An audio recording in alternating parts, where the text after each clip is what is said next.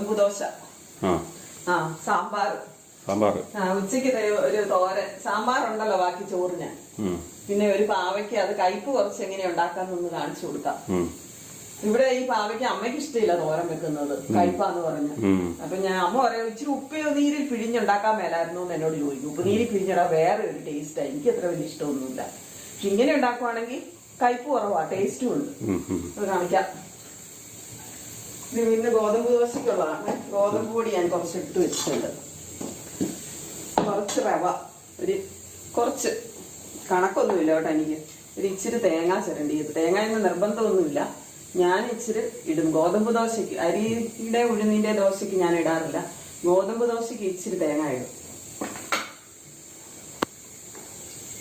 പണ്ട് ഞങ്ങൾക്ക് ഇവിടെ പാവയ്ക്ക കൃഷിയൊക്കെ ഉണ്ടായിരുന്നു. പക്ഷെ ഇത് നാടൻ പാവയ്ക്കല്ല അല്ലേ? നാടൻ പാവയ്ക്കൊക്കെ ഉരുണ്ടിരിക്കും, മുള്ള്